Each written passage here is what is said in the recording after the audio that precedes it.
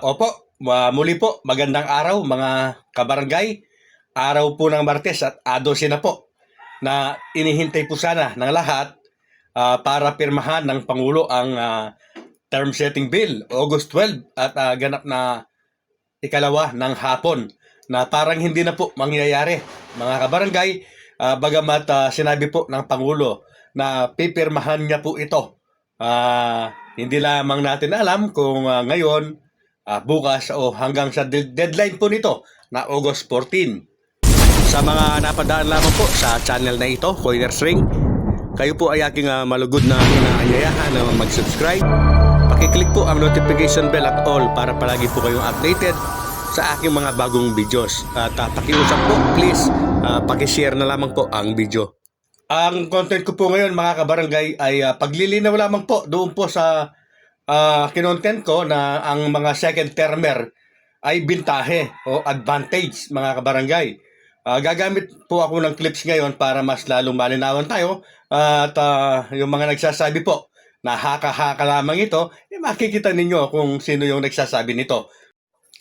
Ang nakagulo po kasi mga kabarangay ay yung sinasabi po ni COMELEC Chairman Josh Garcia, ganun din po si DILG Secretary John Vic Remulla na ito po pakinggan mabuti. 2 terms. 2 pag-upo, 4 na taon. 4 years, 2 terms. Yan po ang kanilang sinasabi, mga kabarangay.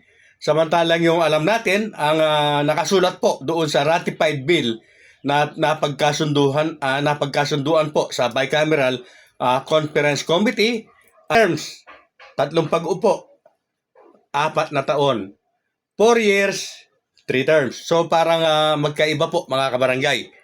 At kaya ko po kinontent yung 2-termers na advantage ay dahil nga po sa pahayag po ng isang ABC president mula po yata sa Capiz. Mamaya po ipapakita ko sa inyo. Kasi po kung ang sabi po niya, ang magiging halalan po ay kung ang halalan ay November 2, 2026, ang sabi po niya ay 2 beses lamang na pwedeng umupo at 4 na taon po.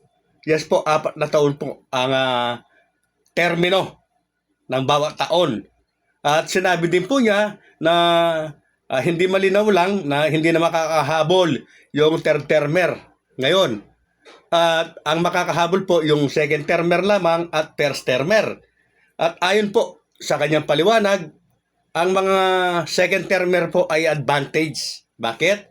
Dahil ang mga second termer po ay pwedeng humabol sa 2026. Kapag nanalo, pwede pang humabol sa 2030.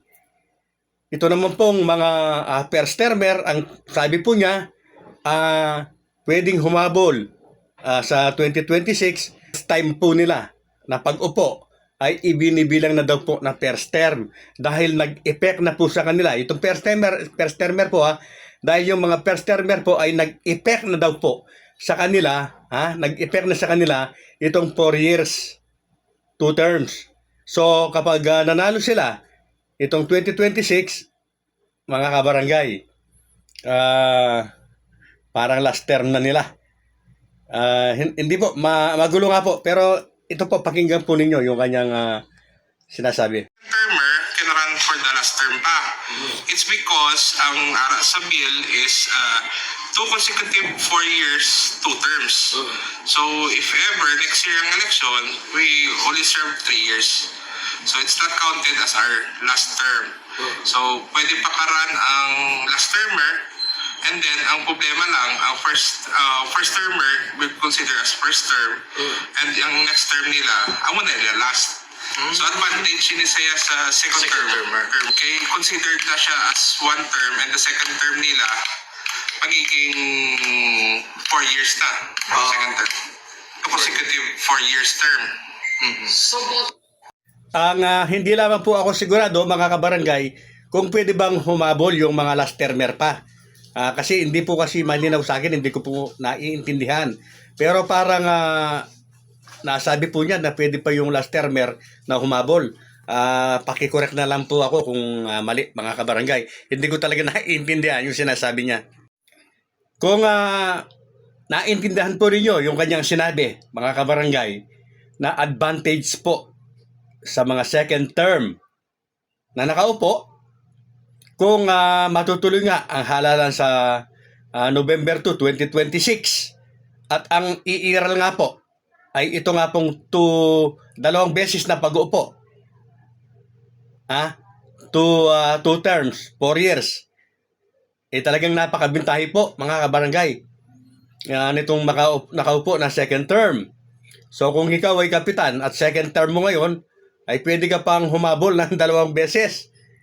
So malinaw po, mga kabarangay, na talagang ang ginagawa po ng gobyerno ay para mapatibay talaga itong mga kaalyado nila na nakaupo, mga kabarangay.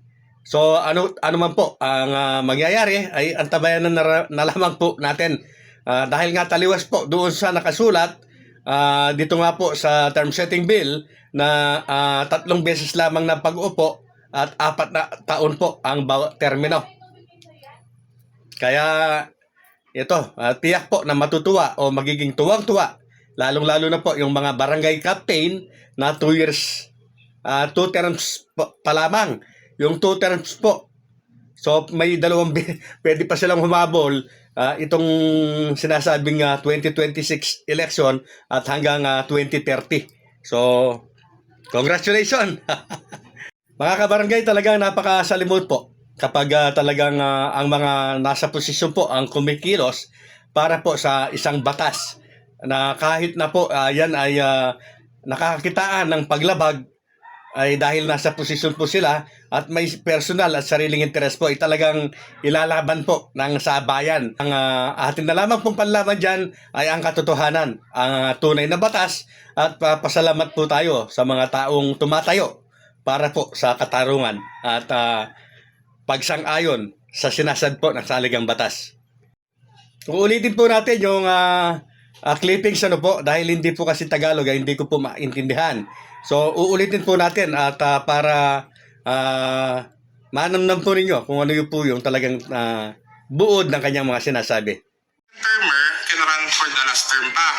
It's because ang ara sa bill is 2 consecutive 4 years, 2 terms. So if ever next year ang election, we only serve 3 years. So it's not counted as our last term. So pwede pa karan ang last termer, and then ang problema lang, ang first termer we consider as first term, and ang next term nila, amo na nila last. So advantage ni siya sa second termer. Okay, considered na siya as 1 term, and the second term nila magiging 4 years na. Second term. Consecutive 4 years term. Kaya po talagang kapanapanabik po yung mga susunod po na mga mangyayari, mga kabarangay. Antabayan po natin kung pipirmahan na po ng Pangulo ngayon po ang term setting bill, or kung hindi man po ay meron pa po siyang 2 araw, 13 at 14. Yes po, August 12 pa lamang po tayo ngayon. So kung hindi niya po pipirmahan ngayong maghapon, itong August 12 ay may August 13 at August 14 pa po. At kung hindi naman niya po ito pipirmahan, August 15 po ay ganap na August 15 po. Yes po, lapse in tulon na nga po yan, mga kabarangay. So ang pinakakaabangan po natin dito ay kung ano nga po yung kung sakasakali po na ito ay pirmahan ng Pangulo, kung ano po yung napapaloob na provision dito. Ito po ang masusunod po ba o susundin nila ay yung sinasabi po nila na 2 beses lamang po na pag-upo na may 4 na taon ang bawat termino, or ito pong nakasulat sa ratified bill po na 3 beses po na pwedeng maupo at 4 na taon. So meaning po 12 years. Samantalang doon po sa sinasabi nila ay 4 na taon at 2 beses lang. So 8 years lamang po. Alin kaya dito po ang masusunod, mga kabarangay? At muli po, paalala lang, para hindi po kayo nalilito, ang umiiral pa rin po na batas ay ang Supreme Court ruling po. At ang halalan po ay nakatakda December 1, 2025. Dahil hindi pa rin po ganap na batas o hindi pa nga po ito napirmahan meron pang 12, 13, 14 or pwedeng mag-lapse into law.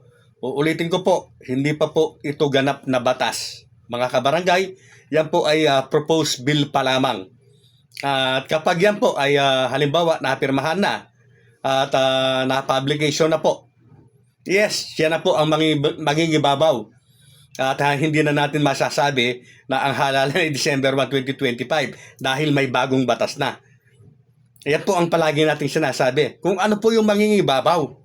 Marami lang po ang ayaw umintindi, mga kabarangay. So ngayon, ang umiiral pa rin ay ang Supreme Court ruling. Kapag naging batas na po o ganap na batas na ang term setting bill na yan, ay siya na po talaga ang maging ibabaw, mga kabarangay. At kapag yan naman po ay pinrotesta, ikinontes, kinwestiyon, mga kabarangay, ang final touch o final say po ay nasa Korte Suprema na. Ito po, maliwanag ang sasabihin ko. Nasa Korte Suprema na ang desisyon. Kung sino ang kanyang papanigan, siya po ang masusunod. Kapag pinanigan po itong term setting bill, ang halalan po ay November 2, 2026. At kapag ang pinanigan naman po or diniklara na unconstitutional ito, ang halalan ay December 1, 2025. Napakalinaw po, hindi ba? Coiners Ring.